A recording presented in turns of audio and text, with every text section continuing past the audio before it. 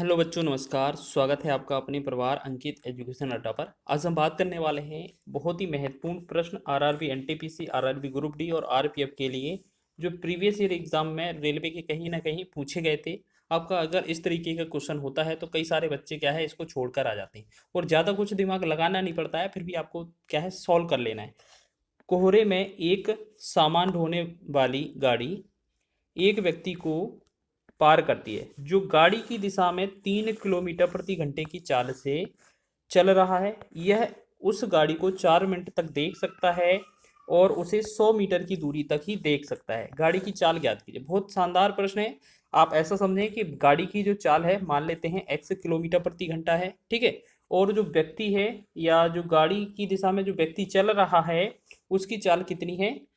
3 kilometre प्रति घंटा है। जब गाड़ी की दिशा में चलेगा तो सापेक्ष जो चाल होगी उसकी क्या हो जाएगी? सापेक्ष चाल घट जाती है। तो आपकी ट्रेन में की चाल में से ये आपका 3 किलोमीटर प्रति घंटा चाल घट जाएगी और ये जो चाल होगी किलोमीटर पर हावर में होगी, ठीक है।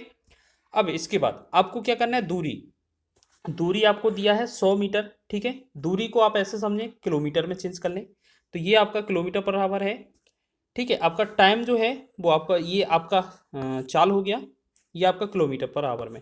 टाइम जो दिया है 4 मिनट है तो 4 मिनट को हम क्या करेंगे? घंटे में चेंज करेंगे, 60 से भाग दे देंगे तो ये घंटा हो जाएगा, ठीक है। उसके साथ साथ आपको दिया है दूरी। दूरी का जो वैल्यू दिया है वो 100 मीटर दिया है। तो दूरी को अब जैसे हमने किलोमीटर पर आवर में सारी चीज़ देख ली है तो इसे भी हम किलोमीटर में चेंज करेंगे तो 1000 से हमें इसमें भाग करना होगा, ठीक है ना।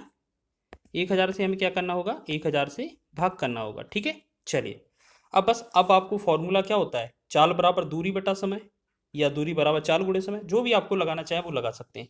तो यहाँ दूरी बराबर लगाएंगे चाल गुणे में समय, ठीक है। तो दूरी का फॉर्मूला ये है आपका, दूरी का 2 जीरो से 2 जीरो कट गया। यहाँ दूरी कितना? 1/10 लेना है हमें, ठीक है। बराबर चाल, चाल क्या है आपका? x-3 है तो x-3 लेंगे। उसके बाद समय क्या है? 4 से डिवाइड कर दें इस समय को तो ये समय जो है 4 एकम 4, 4 से 15, तो ये आपका समय जो होगा 1/15 हो जाएगा, ठीक है। और बाकी का सारी चीज़ हो गया, बस इसे कैलकुलेट करना है, ठीक है ना। चलिए अगर इसको कैलकुलेट करेंगे तो ये आपका कितना? 5×3 = 15, 3 बार जाएगा, ठीक है। तो ये आपका कितना? 5×3 = 15, 3 बार जाएगा। और 5×2 = 10, ये 2 बार आ जाएगा। त्रिगुणा करेंगे तो यहाँ पर 3 आ जाएगा और यहाँ पर ये 2 का गुणा हो जाएगा। तो क्या करेंगे? 2x माइनस का 6 बराबर 3 एकम 3, ठीक है। 6 को उस तरफ भेजेंगे तो ये 2x बराबर जो होगा वो 9 हो जाएगा।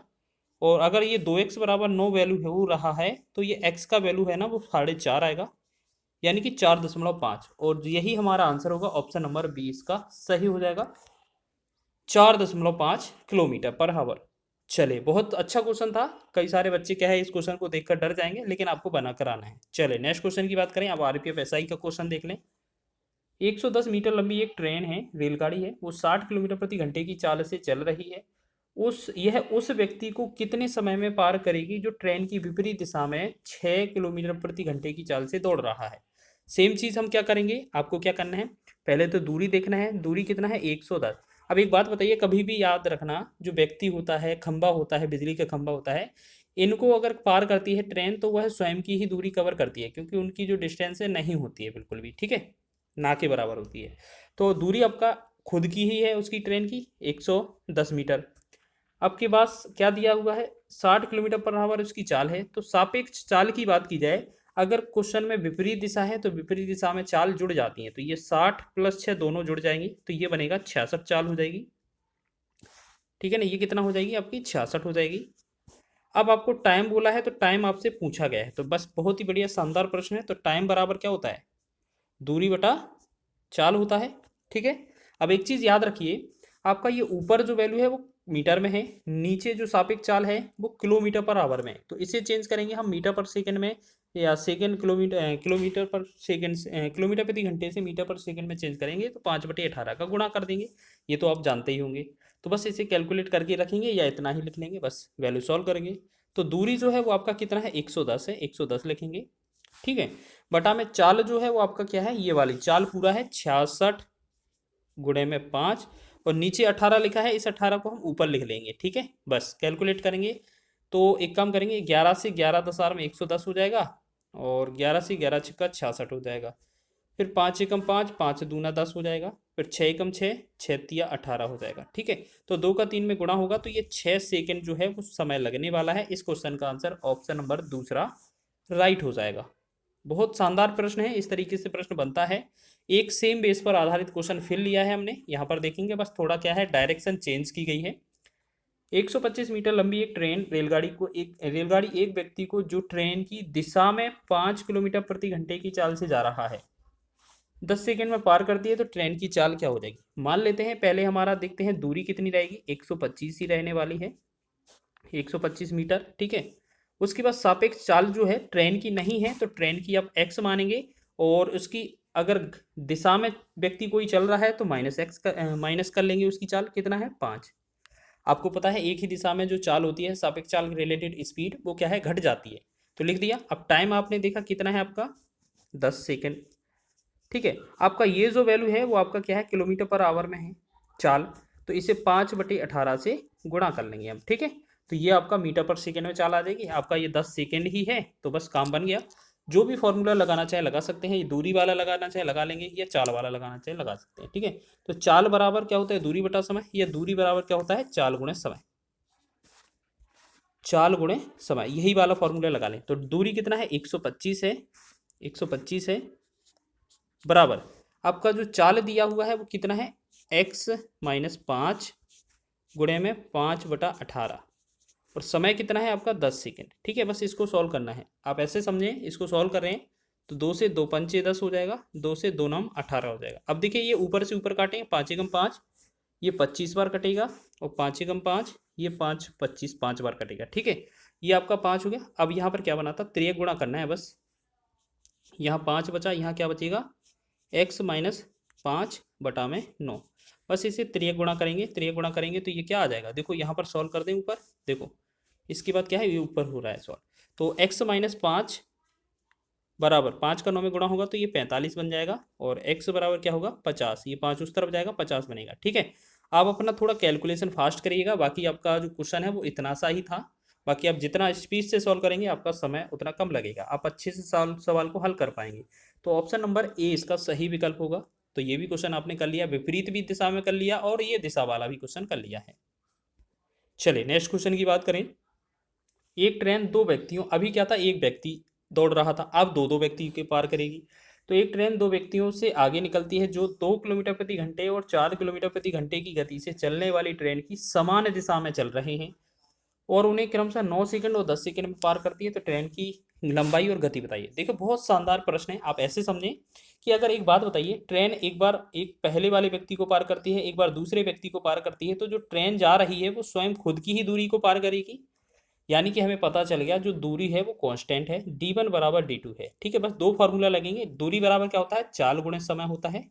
ठीक है, और दूरी बराबर क्या होता है, चाल गुणे समय होता है, ये तो आप जानते ही हैं।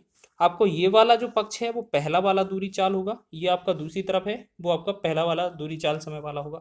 तो हमने देखा पहली दूरी दूसरी दूरी के समान है, तो पहली चाल गुणे पहला समय बराबर दूसरी चाल गुणे दूसरा समय। लेकिन आपको याद रखना है समान दिशा में जो सापेक्ष चाल होगी वो चीज़ याद रखना है। आपको ट्रेन की जो चाल है वो आपको x मान के चलनी है। ठीक है, पहली बार जो रिलेटेड स्पीड बनेगी s1, जिसे हम बोलेंगे s1 चाल बनेगी, वो x-2 बनेगी, क्योंकि पहली बार 2 किलोमीटर प्रति घंटे वाले लड़के को पार करेगी। लेकिन दूसरी जो चाल चलेगी वो क्या होगी, x-4 किलोमीटर प्रति घंटे की ओर चलेगी। अब एक बात बताइए, आप इसमें बात कर रहे हैं पहली चाल गुणे पहला समय, पहली चाल कितना है, x-2 है, और पहला समय कितना है आपका 9, दूसरी चाल कितना है x-4 है, और दूसरा समय कितना है 10। ठीक, अब एक बात बताइए, बस इसको सॉल्व करना है, तो यहाँ क्या होगा 9x माइनस का 18। अच्छा एक चीज़ और, हमने क्या है इस वाले में एक चीज़ नहीं किया है, आप ऐसा समझें, यहाँ पर अगर इस वाले को अगर हमें बनाना है मीटर पर सेकेंड में ले जाना है, तो इस वाले में पहले वाले में 5/18 से गुणा करना पड़ेगा कि नहीं, और दूसरा वाले को भी बनाना है तो दूसरे वाले को भी 5/18 से गुणा करना है। तो क्या करेंगे, इसमें दोनों तरीके से ये पहला वाला और दूसरा वाला दोनों की जो चाल है वो 5/18 जो चेंज करेंगे हम मीटर पर सेकंड में, दोनों हट जाएंगे। तो ना हमने इस वाले में 5/18 का गुणा किया ना इसमें। आप कर सकते हैं, दोनों तरफ लिख सकते हैं फिर हटा सकते हैं, ठीक है ना। तो ये चीज़ आप समझ लें बस। अब यहाँ करेंगे तो 9x होगा, माइनस का 18 हो जाएगा, और यहाँ करेंगे तो ये 10x होगा और ये 40 हो जाएगा। अब 9x का डिफरेंस इनका डिफरेंस कितना होगा, x बराबर जो होगा वो 22 आ जाएगा, ठीक है। अब ये जो है आपकी 22 वाली चाल इसका आंसर हो जाएगा। तो 22 किलोमीटर प्रति घंटा, 22 किलोमीटर प्रति घंटा आपके दो विकल्प दिए हैं। तो इन दोनों में अब आपको एक और चेक करना है। अब क्या है, दूरी निकालनी है, ठीक है, दूरी निकालनी है। तो आपको क्या है, लंबाई का मतलब दूरी। तो दूरी का फॉर्मूला क्या होता है, दूरी बराबर होता है चाल गुणे समय। तो आप एक काम करेंगे, पहले वाले समीकरण से निकाल लेंगे, चाहे तो दूसरे से निकाल लें, जिससे आप निकालना चाहे निकाल सकते हैं, ठीक है ना।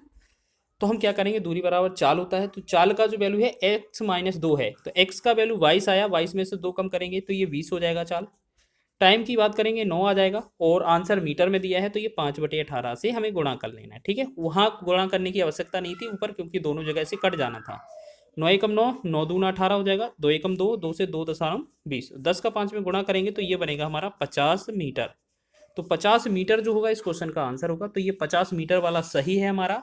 तो ऑप्शन पहला ही विकल्प सही हो जाएगा हमारा, ठीक है। शानदार तरीके से इस तरीके से क्वेश्चन करना। आपको पहली बार में आपको दूरी चाल मिलेगी, तो ये क्या है आपका स्पीड हो जाती है 22 वाला। उसके बाद ये जो आपका दूसरा आंसर आता है ये आपकी ट्रेन की लंबाई आ जाती है, दोनों तरीके बन जाएंगे। अब बात कर लेते हैं नेक्स्ट क्वेश्चन की। तो देखिएगा क्वेश्चन शानदार है, सेम क्वेश्चन है। समान गति से चल रही एक रेलगाड़ी एक ही दिशा में जाते दो व्यक्तियों को क्रमशः 6 सेकेंड और 6.4 सेकेंड में पार करती है।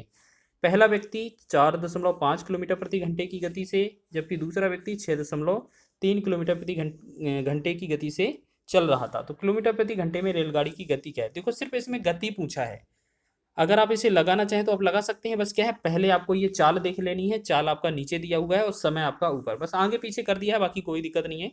इसमें भी आपको वही सेम रहेगा, दूरी बराबर पहला दूरी और दूसरा दूरी बराबर होगा, यानी कि पहला चाल गुणे पहला समय बराबर दूसरा चाल गुणे दूसरा समय, बस इतना सा कैलकुलेशन करना है बस, ठीक है। तो आप यहाँ पर क्या करें, सबसे पहले ट्रेन का मानेंगे x, और S1 जो चाल होगी आपकी वो आपका देखो जो एक ही दिशा में चल रहे हैं तो चाल क्या होती है, घट जाती है। तो x ट्रेन की होती है, पहली चाल क्या है आपकी 4.5, इसमें से घटा देंगे, ठीक है। दूसरी S2 अगर चाल की बात की जाए तो x रखेंगे, दूसरी चाल घटा देंगे 6.3, ठीक। बस बाकी का कॉन्सेप्ट अब आपको लगा देना है जो हमने पिछले क्वेश्चन में लगाया है, और आपको कमेंट बॉक्स में इसका आंसर करना है, ठीक है। कमेंट बॉक्स में आंसर करना है, और एक बार बताइएगा वीडियो कैसा लगा है। अगर वीडियो पसंद आया है, ट्रिक पसंद आई है, तो वीडियो को लाइक करें, शेयर करें, चैनल पर नए हैं तो चैनल को सब्सक्राइब कर लें। इस तरह की हम वीडियो हैं वो लाते रहेंगे आपके लिए।